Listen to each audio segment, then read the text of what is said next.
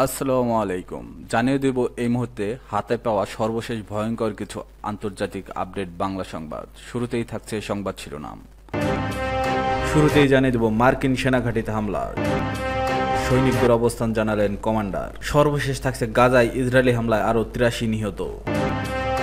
এখন শুনছিলেন সংবাদ শিরোনাম, এবার বিস্তারিত। প্রিয় দর্শক, আপনি যদি এই চ্যানেলে নতুন হয়ে থাকেন, ভিডিওটি দেখতে দেখতে চ্যানেলটি সাবস্ক্রাইব করে আমাদের সাথেই থাকুন। মার্কিন সেনাঘাঁটিতে হামলা, সৈনিকদের অবস্থান জানালেন কমান্ডার। যুক্তরাষ্ট্রের ফোর্ট স্টুয়ার্ট সেনাঘাঁটিতে হামলা হয়েছে, এতে অন্তত ৫ সেনা আহত হয়েছেন। এ ঘটনায় সৈনিকদের অবস্থান তুলে ধরেছেন ঘাঁটিটির কমান্ডার। বুধবার ৬ আগস্ট ঘাঁটির কমান্ডার ব্রিগেডিয়ার জেনারেল জন লোবাস এক সংবাদ সম্মেলনে সৈনিকদের অবস্থান তুলে ধরেন। তিনি বলেন, যুক্তরাষ্ট্রের জর্জিয়া অঙ্গরাজ্যের ফোর্ট স্টুয়ার্ট সেনাঘাঁটিতে বুধবার সকালে এক বন্দুকধারীর হামলায় ৫ সৈনিক আহত হন। ঘটনার সময় আশেপাশ থেকে সৈনিকরা তৎক্ষণাৎ সাহসিকতার সঙ্গে হামলাকারীকে থামিয়ে দেন। সংবাদ সম্মেলনে কমান্ডার বলেন, ঘটনার সময় আশেপাশে থাকা সৈনিকরা কোনো দ্বিধা না করেই সাথে সাথে ওই সেনাকে হামলাকারীকে ধরেন এবং কাবু করে ফেলেন। এরপর আইন শৃঙ্খলা বাহিনী তাকে হেফাজতে নেয়। সামরিক কর্মকর্তারা জানিয়েছে, সন্দেহভাজন বন্দুকধারী ছিলেন ঘাঁটিটির এক সার্জেন্ট। তার নাম ও হামলার মোটিভ এখনও প্রকাশ করা হয়নি। আল জাজিরার এক প্রতিবেদনে বলা হয়েছে, বুধবার সকালের দিকে সেনাঘাঁটির একটি অংশে এক বন্দুকধারী হামলা চালায়।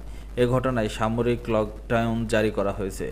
গুলিবিদ্ধ সৈনিকদের প্রথমে ঘটনাস্থলেই চিকিৎসা দেওয়া হয় এবং পরে তাদের উইন আর্মি কমিউনিটি হাসপাতাল স্থানান্তর করা হয়।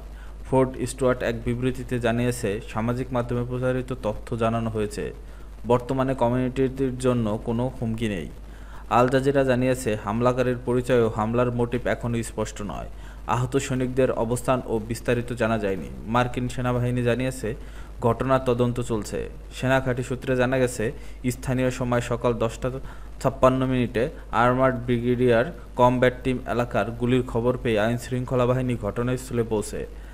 এর কিছুক্ষণ পর সকাল 11:04 ঘাঁটিটিতে লকডাউন দেওয়া হয় এবং 11:35 সন্দেহভাজনকে আটক করা হয়। লিবার্টি কাউন্টি স্কুল সিস্টেম জানিয়েছে, লকডাউন ছিল প্রায় 1 ঘন্টা। সতর্কতার অংশ হিসেবে সেনাঘাঁটির বাইরে 3টি স্কুলে লকডাউন দেওয়া হয়।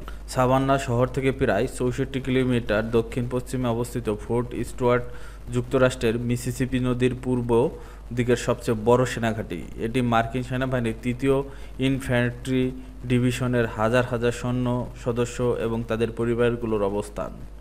জর্জিয়ার গভর্নর ব্রায়ান কেম্প এক পোস্টে বলেন, আজকের মর্মান্তিক ঘটনায় আমরা গভীরভাবে শোকাহত। আহতদের এবং তাদের পরিবারের জন্য প্রার্থনা করছি। হোয়াইট হাউসের প্রেস সেক্রেটারি ক্যারোলিন লেভিট জানিয়েছে, প্রেসিডেন্ট ডোনাল্ড ট্রাম্প এই বিষয়ে অবগত আছেন এবং সার্বিক পরিস্থিতির উপর নজর রাখছেন। গাজায় ইসরায়েলি হামলায় আরও ৮৩ নিহত। ফিলিস্তিনের গাজায় ইসরায়েলি হামলায় আরও ৮৩ জন ফিলিস্তিনি নিহত হয়েছেন। গত ২৪ ঘন্টায় তারা পৃথক পৃথক হামলায় নিহত হয়েছে। এ সময় অনাহার ও অপুষ্টিতে মারা গেছে ৮ জন শিশু।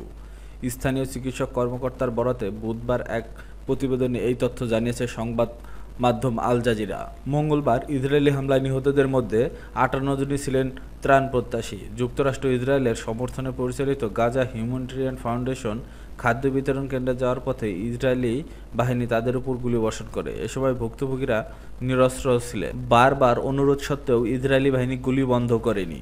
গাজার মানবিক সংকট মোকাবেলায় $৬ কোটি খাদ্য সহায়তার ঘোষণা দিয়েছে যুক্তরাষ্ট্র। মঙ্গলবার প্রেসিডেন্ট ডোনাল্ড ট্রাম্প এই সহায়তার পরিকল্পনার বিস্তারিত তুলে ধরেন। ট্রাম্প বলেন, গাজায় মানুষ পর্যাপ্ত খাবার পাচ্ছে না, আমরা তাদের খাওয়ানোর চেষ্টা করছি। তিনি পরিস্থিতির ভয়াবহতা তুলে ধরে জানান, খাদ্য সংকট ও লজিস্টিক জটিলতার মোকাবিলায় দ্রুত পদক্ষেপ নেওয়া প্রয়োজন। তবে যুক্তরাষ্ট্রের পরিচালিত ত্রাণ কার্যক্রম নিয়ে প্রশ্ন উঠেছে। অভিযোগ উঠেছে, এসব ত্রাণের বেশিরভাগ নষ্ট ও অখাদ্য। এছাড়া ত্রাণ বিতরণের সময় ও স্থানসহ বিস্তারিত আগেই আইডিএফকে জানিয়ে দেওয়া হয়।